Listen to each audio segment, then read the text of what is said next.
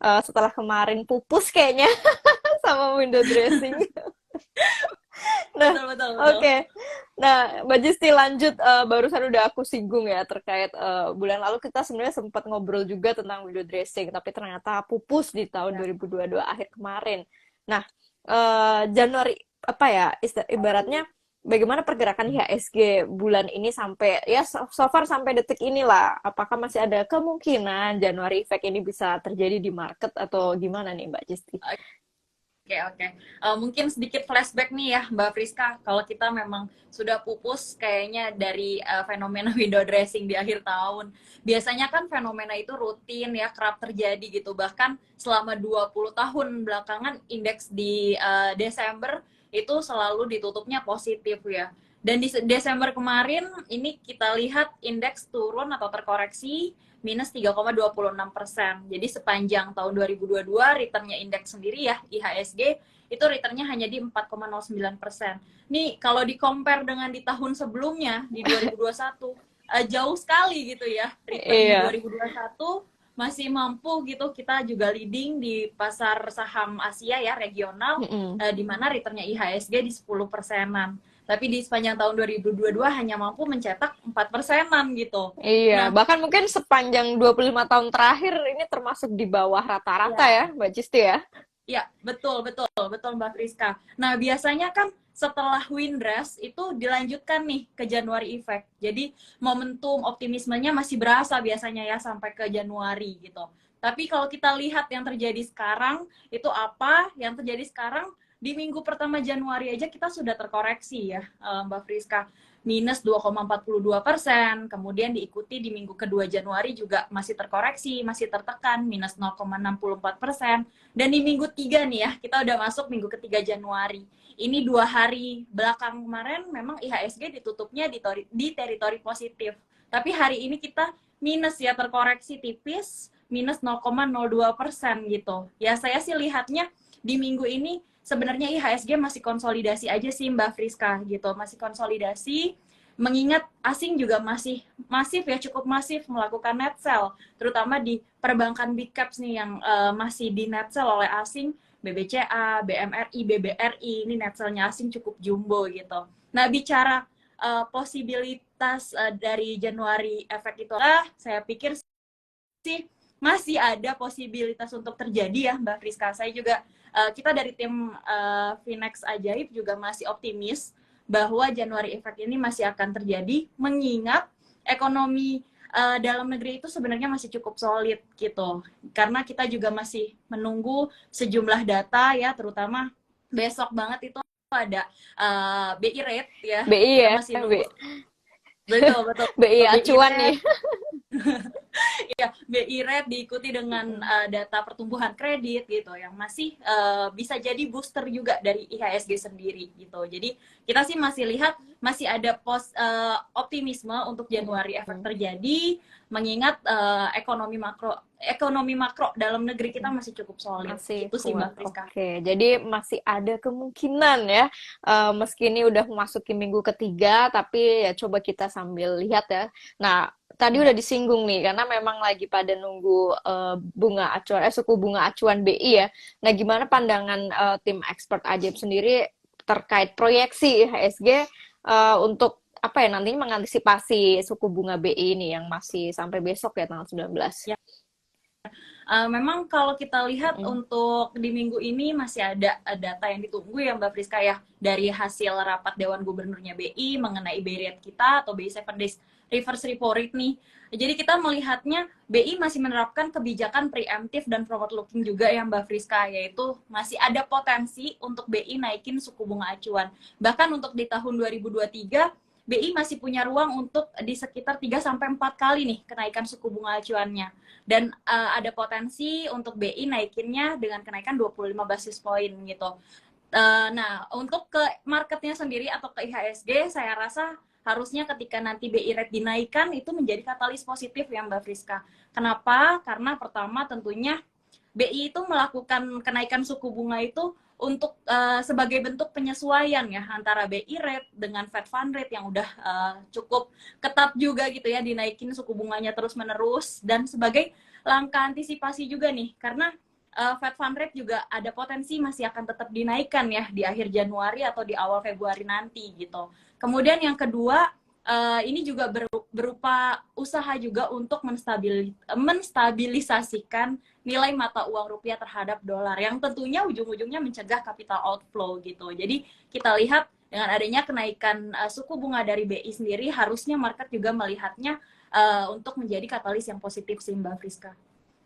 Oke, jadi kita tinggal tunggu besok nih ya, infonya seperti apa. Tapi kalau terkait market saat ini ya, sebenarnya kalau dari pandangan Mbak Cisti atau analisanya, apa sih sebenarnya katalis atau sentimen yang saat ini tuh bayang-bayangin market gitu. Jadi pergerakannya ya masih konsolidasi, padahal dari basic makro kita kan tadi udah diinfokan memang kuat. Nah, sentimen katalisnya apa aja ini, Mbak?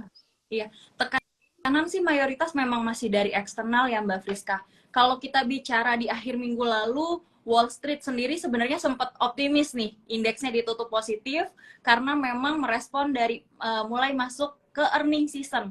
Jadi ada beberapa emiten-emiten keuangan ya, sektor keuangan yang mulai merilis mereka punya kinerja, dan kinerjanya itu realisasinya itu terjadi pertumbuhan atau peningkatan kinerja dibandingkan dengan konsensus. Jadi kalau untuk di market Wall Street ya, di bursanya Amerika Serikat sendiri, biasanya kalau realisasinya tuh melebihi konsensus, itu langsung jadi katalis positif nih. Jadi tolak ukurnya bukan dibandingkan dengan periode sebelumnya ya, tapi tolak ukurnya itu adalah konsensusnya. Nah, yang terjadi seperti JP Morgan, kemudian Wells Fargo, lalu Bank of America, dan Citigroup, itu mereka punya kinerja yang ternyata melebihi ekspektasi atau melebihi konsensus. Itu jadi katalis positif penguatan indeksnya Wall Street di beberapa hari belakang gitu ya. Nah, itu tentunya yang menjadi katalis juga di bursa Wall Street secara eksternal. Kemudian yang kedua, dampak dari reopeningnya China nih. Nah, jadi kalau ini memang sedikit ada katalis positif dan juga ada dampak yang kurang baiknya juga ya sebenarnya Mbak Priska. Karena mengingat China itu salah satu mitra dagang terbesar Indonesia juga, di mana reopeningnya China tentu bisa meningkatkan kinerja ekspor kita ya tentunya ya. Tapi di lain sisi, ini ada semacam shifting aset gitu. Jadi ada indikasi investor di ASEAN ya, negara-negara ASEAN, Indonesia, Malaysia gitu, itu ada indikasi mulai pindah nih ke Asia Pasifik gitu. Kita lihat aja pergerakan dari indeksnya sendiri, sejak awal tahun IHSG terkoreksi minus 3%.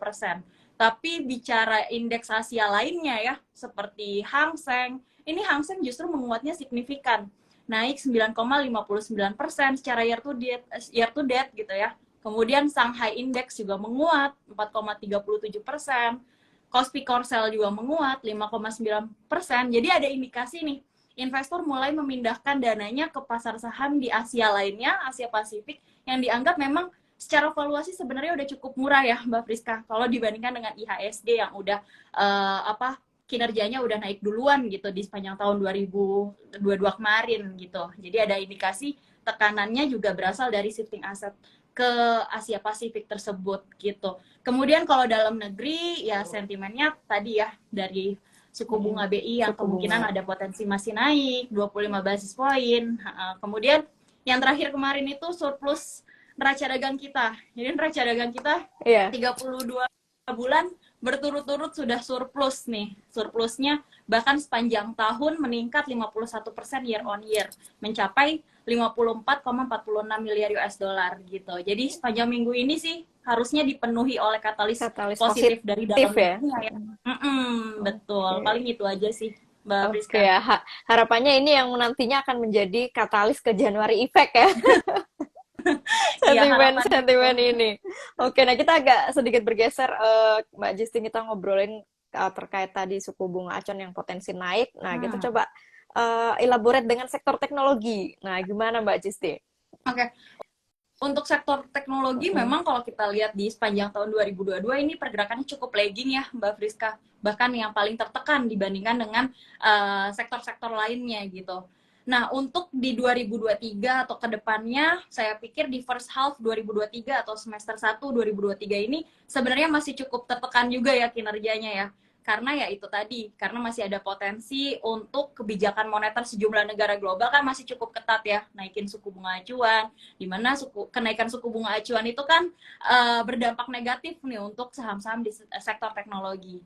Nah, terlepas dari semester pertama 2023, kita perlu sedikit lihat lagi gitu ya, watch lagi. Tapi saya pikir juga tidak keseluruhan emiten nih, jadi tergantung spesifik emitennya mungkin yang bisa teman-teman pertimbangkan ya, khususnya di saham-saham sektor teknologi gitu.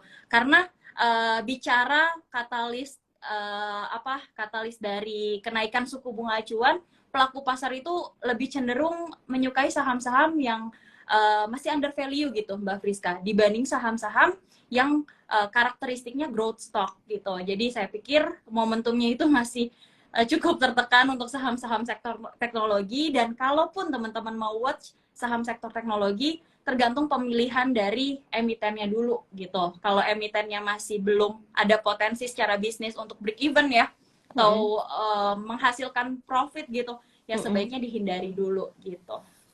Oke, jadi kurang lebih secara in general ya mungkin masih akan agak tertekan ya Mbak Jisti untuk sektor Betul. teknologi sendiri. Nah, ini banyak dari tadi yang nanya, kita beralih ke properti nih. Karena mengingat potensi kenaikan suku bunga pasti nanti akan lumayan berdampak, nggak lumayan lagi, pasti akan nanti berdampak ke sektor properti. Seperti apa Mbak Jisti? Oke, kalau untuk sektor properti, kalau kita lihat sepanjang tahun 2022 juga belum cukup perform ya Mbak Friska. Nah, bicara tahun sebelumnya di 2021, kita sedikit flashback lagi, itu banyak kebijakan pemerintah untuk mengeluarkan stimulus nih untuk sektor properti ya. Di antaranya kebijakan untuk loan to value atau LTV diberikan 100% gitu ya untuk properti sendiri. Kemudian dari kebijakan PPN juga ditanggung oleh pemerintah ya, DP 0% dan lain-lain sebagainya. Nah, tapi bicara sektor properti di tahun 2022 kuartal 3 ya, kuartal 3 tahun 2022 itu sudah mulai dihentikan nih stimulus-stimulusnya. Nah, jadi kita lihat untuk perkembangannya sendiri, growth-nya sendiri juga masih cukup challenging, Mbak Friska. Dari tim Finex Ajaib juga kita masih melihat untuk sektor properti boleh dipertimbangkan untuk wait and see terlebih dulu gitu. Nah, tapi lagi-lagi balik lagi kepada pemilihan emitennya. Karena di dalam satu sektor properti itu tidak semua emitennya memiliki segmen bisnis penjualan rumah tapak gitu, apartemen gitu. Ada juga sektor properti yang ternyata mereka punya lahan industri di mana juga potensinya masih cukup positif. Kemudian juga ada emiten properti yang memiliki mall gitu ya, berpotensi dapat recurring income, pendapatan yang berulang gitu ya, dari tenan, dari jasa sewa tenan dan lain-lain gitu. Jadi lagi-lagi balik kepada spesifik emitennya gitu. Ya. Cuma memang in general mungkin sambil wait and see, tapi sambil mungkin memilah-milah ya emiten mana yang sekiranya masih punya potensi tadi dengan pertimbangan punya land bank yang lebih besar ataupun requiring income yang lainnya ya, selain dari home base-nya aja rumah itu sendiri. Nah, kita banyak juga tadi yang nanya sektor-sektor yang bisa dicermati nih oleh teman-teman investor, atau sama aja sektor yang potensial masih ada nggak nih di awal tahun ini, minimal di sepanjang bulan ini sampai akhir bulan. Oke, tadi kita banyak bicara kenaikan suku bunga ya Mbak Friska. Kenaikan suku bunga tentunya bisa jadi katalis positif untuk sektor keuangan gitu, baik perbankan atau non bank gitu. Itu juga kita lihat sih masih sangat potensial. Nih kita juga lihat dari tingkat loan growth-nya sendiri ya. Loan growth di November tahun lalu kita masih mencatatkan pertumbuhan kredit yang cukup terakselerasi ya, tumbuh 11%-an di November gitu. Artinya kita juga masih ada potensi untuk kredit perbankan juga masih akan tetap tumbuh mengikuti pertumbuhan kredit dari industrinya gitu. Kemudian selain dari perbankan di keuangan juga tentunya kita lihat dari adanya kenaikan suku bunga ini juga berpotensi positif untuk pembiayaan ya, lembaga pembiayaan gitu. Nah, kemudian untuk sektor potensial lainnya, kita lihat sektor consumer nih, Mbak Friska, menarik banget menjelang pemilu gitu. Memang pemilu masih di 2024 ya, tapi biasanya momentumnya, euforianya ini udah mulai lebih dulu ya, gitu. dari Kan awal tahun kayaknya udah mulai start duluan.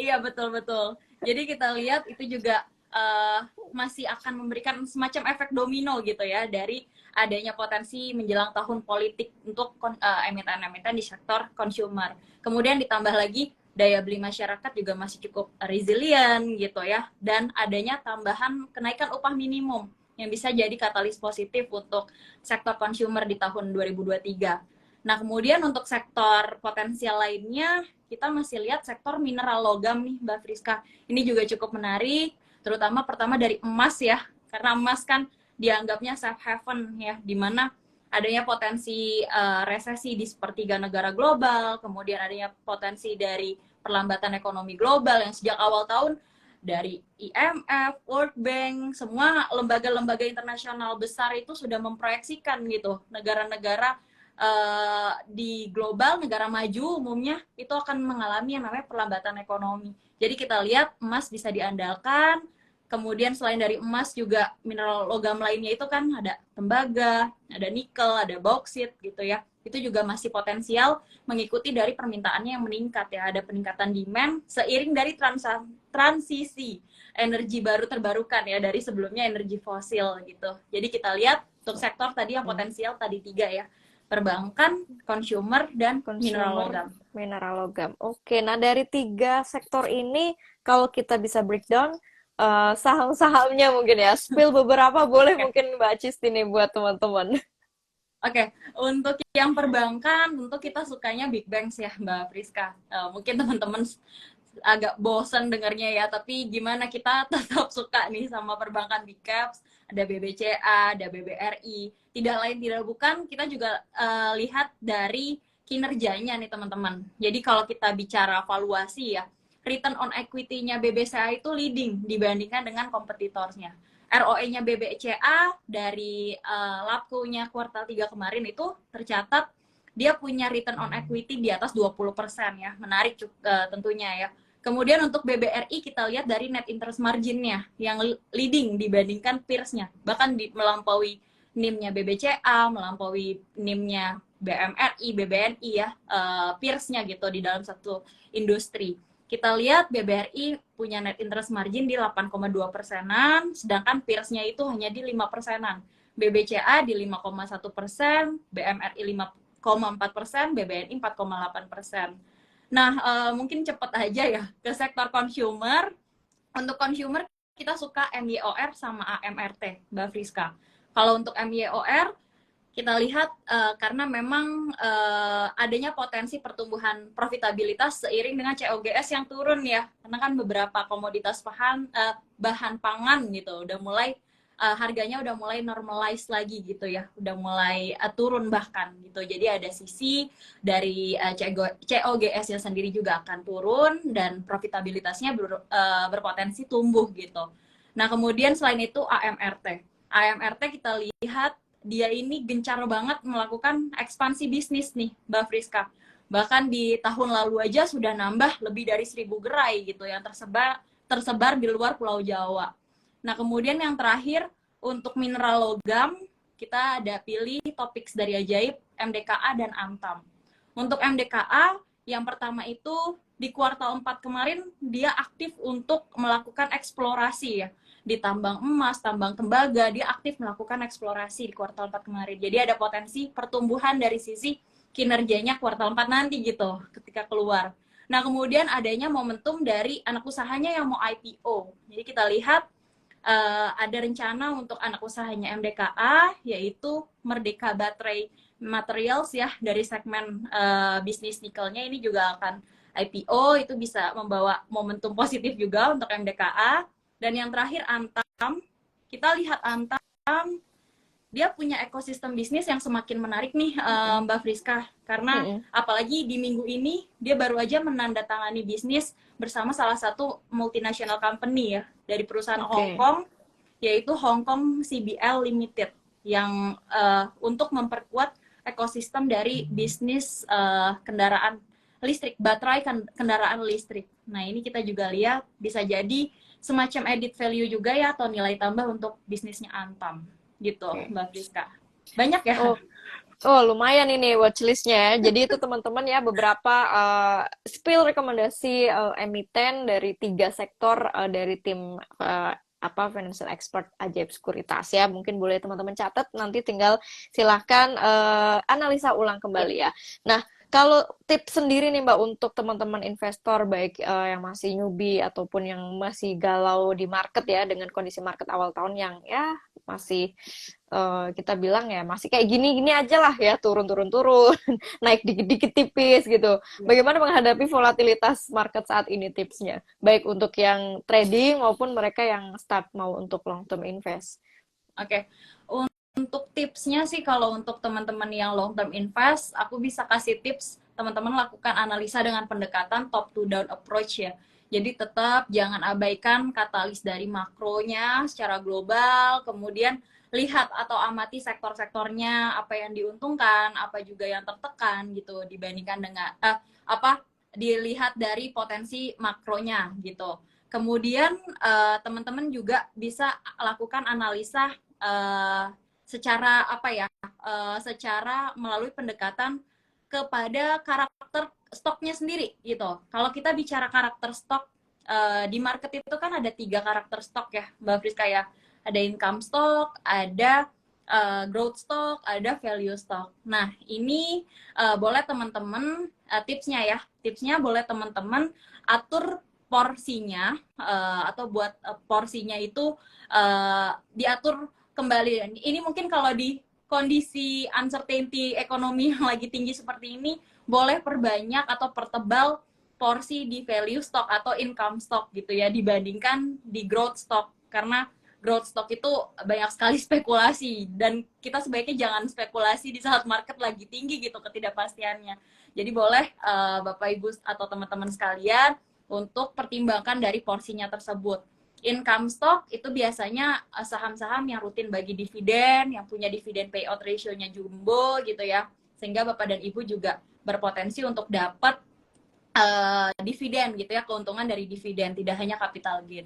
Nah kemudian boleh teman-teman sekalian untuk mencari saham-saham yang secara valuasi itu masih cukup murah, apalagi kalau kita lihat sekarang asing justru keluar gitu dari market gitu, asing banyak net sell, saham-saham yang bagus fundamentalnya justru terkoreksi.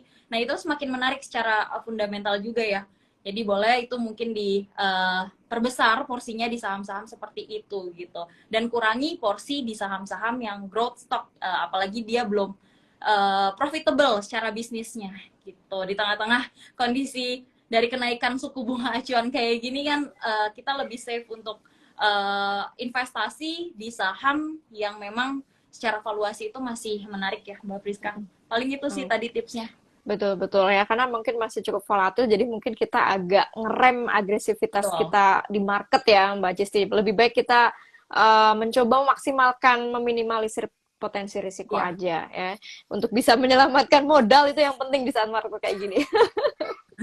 Oke, Betul, Mbak Cisti, aku betul.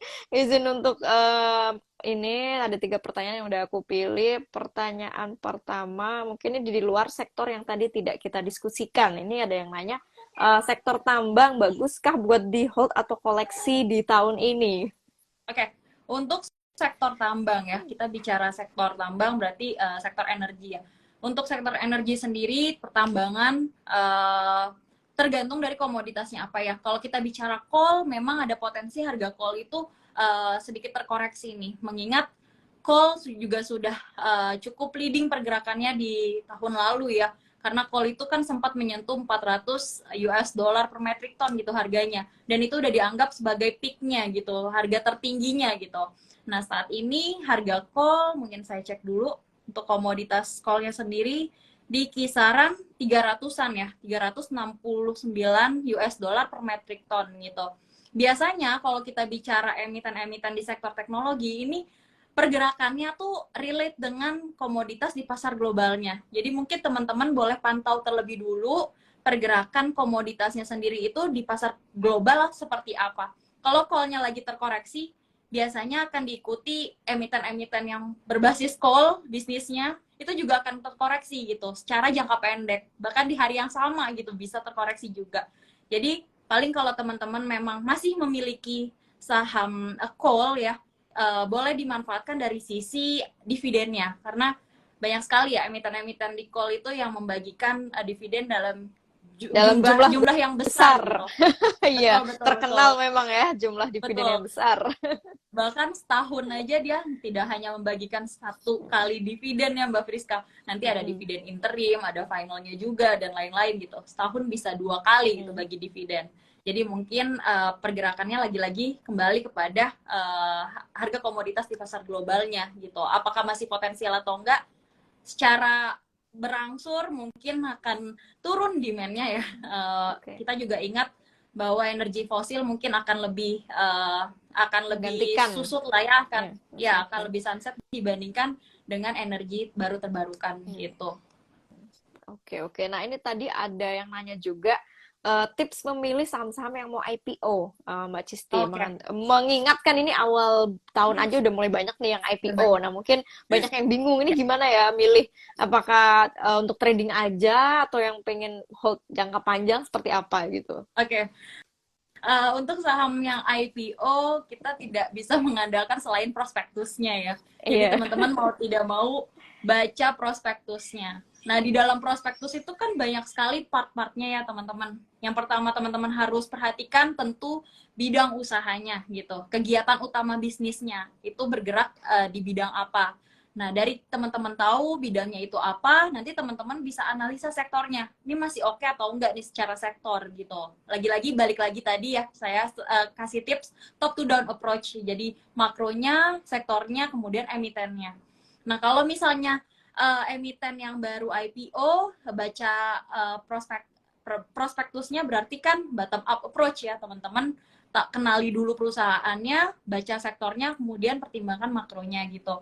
Nah, di dalam prospektus juga ada informasi laporan keuangan. Teman-teman lihat tuh dari sisi pendapatan apakah terjadi pertumbuhan terus-menerus, kemudian laba bersih juga mengalami peningkatan atau tidak, dan jika dia memang punya utang, bagaimana tingkat utangnya gitu ya, sebesar apa utangnya gitu. Karena utang yang besar itu di tengah-tengah kenaikan suku bunga seperti saat ini tentu sangat riskan gitu, risikonya besar sekali teman-teman. Nah kemudian di prospektus juga biasanya dijelaskan risiko usaha. Di situ boleh teman-teman pertimbangkan, baca gitu, risiko usahanya akan seperti apa. Dan yang paling penting, teman-teman juga lihat dari jumlah kepemilikan sahamnya nih. Jadi jangan sampai kepemilikan sahamnya itu lebih banyak dikuasai oleh publik gitu dibandingkan dari suatu grup tertentu. Karena kalau publik lebih menguasai ya bahkan 50% gitu ya, lebih dari 50%, itu akan sulit gitu untuk pengambilan keputusannya gitu. Jadi boleh teman-teman pertimbangkan juga, dan tentunya dari kepemilikan saham tersebut itu juga nanti ujungnya ketika dia listing menentukan likuiditas juga. Jadi boleh dipertimbangkan dari itu. Nah, kalau teman-teman hanya mau mengambil momentum untuk untuk biasanya kan kalau Untuk saham IPO itu jangka ARA, pendek aja trading. jangka pendek ya. Di hari pertamanya langsung ARA gitu ya. Nah, itu mungkin Itu nama teman-teman anakku, bisa. Mbak. Oh gitu. Oh gitu. Jadi kayak manggil anakku gitu. Ara-ara. Oke, lanjut Oh lanjut, gitu. Mbak. Ya, jadi kalau teman-teman hanya mau memanfaatkan momentum sesaat gitu ya, ya mungkin teman-teman boleh pertimbangkan untuk uh, untuk membeli saham IPO tersebut di periode offeringnya gitu. Jangan periode ketika book building. Karena kalau offering kan udah ketahuan ya oversubscribe atau enggak gitu. Jadi beberapa tipsnya itu mungkin agak beda untuk yang invest. Harus perhatikan benar-benar prospektusnya. Nah, untuk yang trading jangka pendek lihat dia oversubscribe atau tidak gitu. Oke, siap. Nah, ini tadi berseliweran banyak yang menanyakan masih sektor consumer good yang tadi jadi andalan tim expert ajaib, tapi emiten yang tidak disebutkan, Oh, ada Sido Muncul dan Unilever. Ini mungkin boleh minta pandangannya nih, Mbak Jisti.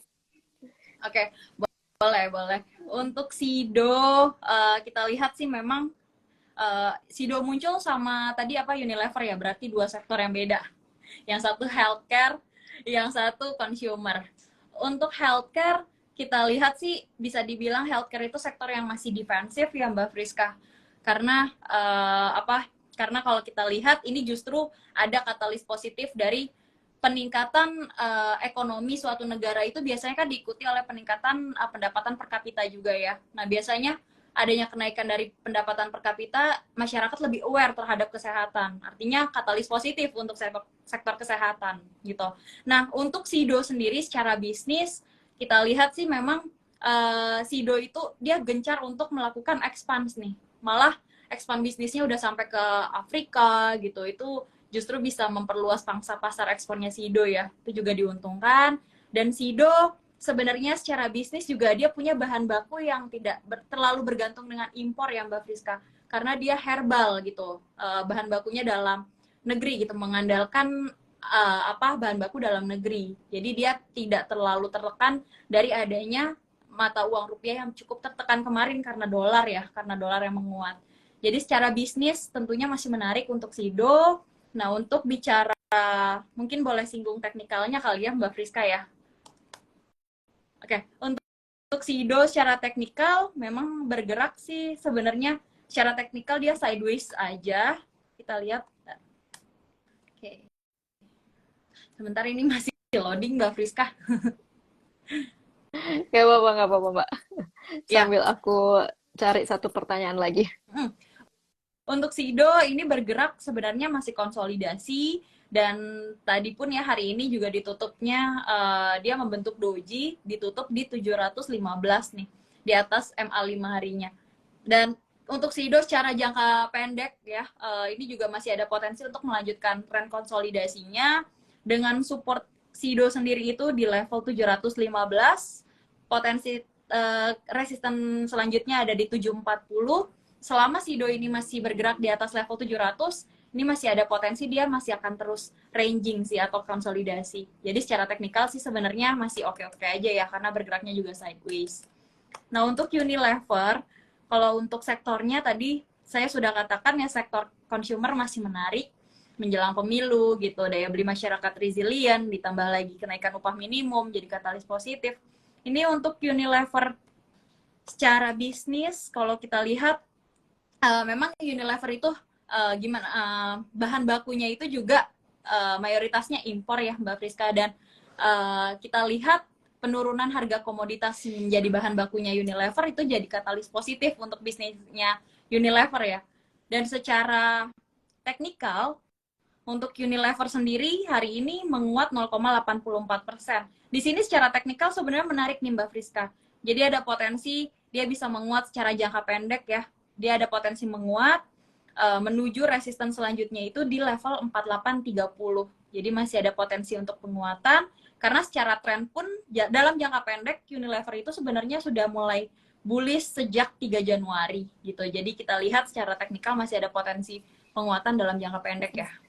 Oke, siap. Nah, ini satu pertanyaan terakhir, kita sedikit nyinggung ke tadi berseliweran juga, nah ya sektor konstruksi. Mungkin sekalian ke infras ya. Dua sektor ini kan biasanya nanti akan berkaitan juga mungkin ke properti ya, konstruksi, properti. Dan monggo Mbak Cisti. Oke. Kalau untuk sektor konstruksi kita melihatnya sih masih belum menarik ya Mbak Friska di tahun ini. Mengingat ini juga masih di tengah kenaikan suku bunga acuan dan bisnisnya dia juga padat modal, padat karya gitu ya. Dia termasuk high leverage lah, emiten-emiten yang punya tingkat utang yang besar gitu. Jadi secara sektor sih sebenarnya dari tim Financial Expert Ajaib juga masih belum merekomendasikan ya konstruksi ini. Oke, siap. Nah, itu mungkin ya teman-teman beberapa pertanyaan yang udah Mince kurasi dan sampaikan ke Mbak Cisti. Karena mungkin timingnya kita terbatas ya, jadi mungkin kita boleh dulu minta closing statement nih, jangan dari Mbak Cisti dari obrolan kita hari tadi. Monggo Mbak Cisti. Oke, aku ada suka satu quotes dari Warren Buffett nih, Mbak Friska. Jadi beliau pernah bilang, if you aren't willing to own a stock for 10 years, don't ever think about owning it for 10 minutes. Jadi artinya, ya itu tadi ya, jangan sampai kalian berpikir untuk menyimpan saham itu hanya secara jangka pendek, apalagi di tengah-tengah volatilitas market yang masih cukup tinggi seperti saat ini. Jadi tipsnya adalah, ya teman-teman, di tengah kondisi market yang sangat tinggi uncertainty-nya, kita juga lihat kadang market overreact ya. Jadi ada satu katalis positif langsung dinilainya, Langsung, ya. iya optimis banget gitu. Ada katalis negatif pun juga langsung tertekan banget gitu. Bener. Ya kadang market yang overreact kayak gini juga kita menyikapinya seperti apa? Menyikapinya adalah kita punya mindset untuk investasi secara long term terlebih dulu gitu, untuk tentunya untuk menjaga risiko kita juga ya. Dan tipsnya lainnya juga untuk teman-teman tetap konsisten, disiplin terhadap investing plan yang teman-teman punya ya. Jadi saya lebih menyarankan untuk invest terlebih dulu nih Mbak Friska, dibanding untuk Oke. trading secara short term di market yang ketidakpastiannya masih tinggi kayak gini. Karena kita juga lihat nih, bahkan saham-saham blue chip, saham-saham big cap saja bisa dibawa terjun gitu, dibawa Iya. turun terus menerus gitu. Padahal secara fundamental kita yakin itu masih baik, masih bagus prospeknya. Jadi balik lagi, teman-teman tetap lakukan diversifikasi ya. Jangan taruh telur di satu keranjang gitu. Keranjang. Iya. Oke, oke. Thank you banget ini Mbak Cisti atas sharing-sharingnya dan pastinya insight ya, terutama tadi sektoral dan emiten ya. Jadi buat teman-teman yang mungkin tadi baru join, silakan nanti replay aja di IGTV ya. Tadi banyak emiten yang udah di-mention Kak Cisti. Nah, kita mungkin sampai di sini dulu. Next time kita bakal diskusi lagi ya Mbak Cisti dengan topik yang pastinya mengikuti market update berikutnya ya. Apakah kita January Effect atau tidak, kita lihat nanti. Nah, untuk teman-teman, thank you semuanya yang udah join di malam hari ini. Buat Kak Cisti, sehat selalu ya Kak ya. Terima kasih untuk Thank waktunya. you Mbak Friska. Aku Ya, izin untuk tutup ya. dulu. Thank you Oke, teman-teman semuanya. thank you.